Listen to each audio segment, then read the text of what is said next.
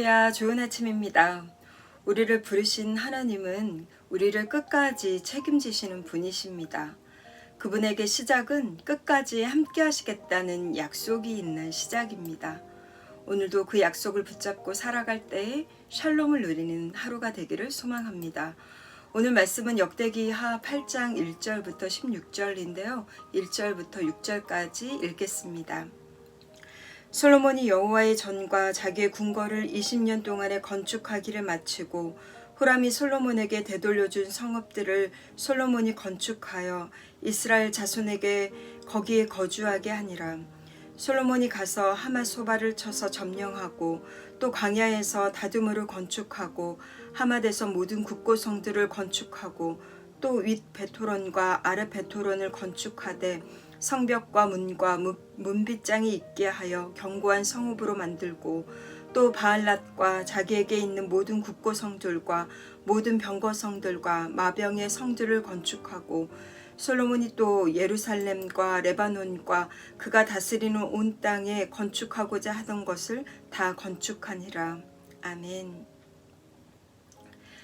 하나님은 왕이 된 솔로몬에게 지혜와 부를 주시고 그 지혜와 부로 성전 건축을 시작하셨고 마쳤습니다. 그런데 솔로몬이 건축한 것은 성전만이 아니었습니다. 1절에 보면 성전과 자기 궁궐 건축이 20년 만에 마쳤습니다. 또 2절에 보면 이 솔로몬은 후람에게 되돌려받은 성읍을 건축해서 이스라엘 자손이 거주하게 했습니다. 이 솔로몬은 성전 건축을 할 때 도왔던 금 세공자 후람에게 갈릴리에 있는 20성읍을 주었습니다. 그런데 열왕기상 9장 12절에 보면 후람은 이 성읍들이 눈에 들지 않았다라고 합니다. 마치 후람에게서 갈릴리에서 선지자가 나지 못하느니라 라는 이 종교 지도자들의 약간 비아냥이 좀 들리는 것 같습니다. 그러나 솔로몬은 되돌려받은 땅에 사람이 살도록 한 것입니다. 또 뿐만 아니라 4절에 보면 이 다드모를 건축하는데요. 후에 무역 중심지가 됩니다.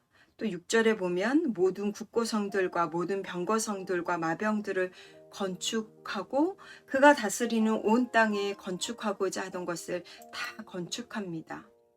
성전과 궁궐, 백성의 거주지와 무역, 식량과 군사력을 위한 모든 것이 다 건축되었습니다. 그래서 1절부터 6절까지 이 주된 단어가 있는데요. 건축하다입니다. 여러 차례 반복이 됩니다. 이 솔로몬은 왕이 되어 그가 느끼는 무게가 얼마나 컸는지 주의 백성을 누가 능히 재판하리까라는 기도 제목을 가지고 하나님께 나왔습니다.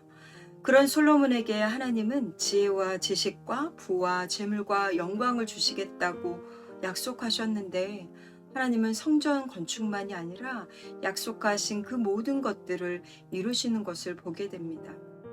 먼저 그의 나라와 의를 구하라. 그리하면 이 모든 것을 더하시리라 라는 말씀을 솔로몬은 이미 경험하고 있었던 것 같습니다.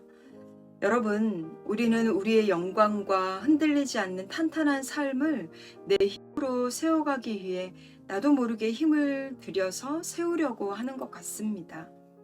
하지만 그것은 하나님이 세워주시는 것이며 하나님께서 든든하게 하시는 것입니다. 먼저 그의 나라와 의를 구할 때 이 모든 것을 더하시는 하나님을 경험하는 삶이 되기를 축복합니다. 그런데 솔로몬이 성전 건축만을 세운 것이 아닌데요. 그는 건축물 안에 무엇을 채워야 하는지를 아는 사람이었습니다. 우리 13절부터 14절을 읽어보겠습니다. 모세의 명령을 따라 매일의 일과대로 안식일과 초하루와 정한 절기 곧 1년의 새 절기 무교절과 칠칠절과 초막절에 드렸더라. 솔로몬이 또 그의 아버지 다윗의 규례를 따라 제사장들의 반열을 정하여 섬기게 하고 레위 사람들에게도 그 직분을 맡겨 매일의 일과대로 찬송하며 제사장들 앞에서 수종 들게 하며 또 문지기들에게 그 반열을 따라 각 문을 지키게 하였으니 이는 하나님의 사람 다윗이 전에 이렇게 명령하였음이라. 아멘.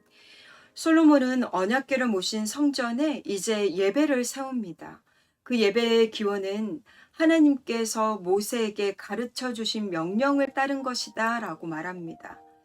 이것이 중요한 의미를 갖는 것은 역대기는 바벨론 포로로 돌아온 사람들을 위해서 쓰여진 책입니다. 포로 귀환한 이스라엘 공동체는 출애굽한 공동체에게 예배를 가르쳐 주신 하나님의 그 은혜가 여전히 자신들에게 흐르고 있다라는 것에 감격하고 감사하지 않았을까요? 또 솔로몬은 예배를 섬길 사람들을 세우되 그의 아버지 다윗의 규례를 따라 정했다라고 합니다. 다윗 때에는 성막이었지만 한 장소에 있었기 때문에 이때부터 예배를 섬기는 규례들이 생겼습니다. 각자 직분을 맡고 일과대로 누군가는 찬송하고 누군가는 제사장과 함께 섬기고 누군가는 문지기 역할을 했던 것이죠. 자신의 맡겨진 직무를 각자 감당했습니다. 솔로몬은 성전이 더 크고 화려해졌다고 이전 것을 버리지 않았습니다. 아버지 다윗이 세운 규례를 따릅니다. 바벨론 귀한 공동체는 성막의 예배나 솔로몬의 화려한 성전의 예배나 수룹바벨의 성전이나 다윗의 규례를 따라 할 것은 직분을 맡고 매일 일과대로 찬송하며 섬기는 것은 동일하다라는 것을 기억하게 될 것입니다. 오늘 우리의 예배가 이러했으면 좋겠습니다. 모세의 명령을 완성하시고 우리를 예배자로 부르신 주님의 부르심을 따라 맡겨주신 직무를 매일의 일과대로 섬기는 진정 예배를 세우는 예배자들이 되기를 축복합니다. 이 모든 것을 다 건축하고 세우고 16절 하반절에 이렇게 기록합니다. 여호와의 전 공사가 결점 없이 끝나니라. 건축과 함께 그곳에 예배와 사람을 세우는 것이 결점 없는 건축의 끝입니다. 결점 없이 끝났다는 것은 완성의 의미인데요. 샬롬과 어원이 같습니다. 참 샬롬은 건물의 건축만이 아닌 하나님을 모시고 그분을 예배하며 예배하는 자로 채워지는 것 아닐까요? 건축은 완성도 중요하지만 더 중요한 것은 무엇으로 채울 것인가입니다. 비록 눈에 차지 않는 땅일지라도 성읍을 건축해서 사람이 거주하게 하는 것이며 화려한 성전에 하나님을 모시고 하나님을 예배하며 그런 사람들로 넘쳐나는 것이 진정한 건축이며 진정한 성전이며 진정한 샬롬일 것입니다. 오늘도 성전으로서 서로 지어져 갈 때에 주의 영광 가득한 샬롬이 있는 교회와 성도들이 되기를 소망합니다. 기도하시겠습니다. 사랑의 하나님, 성전 건축을 결점 없이 끝내신 하나님의 역사를 말씀을 통하여 목도하게 하시니 감사합니다.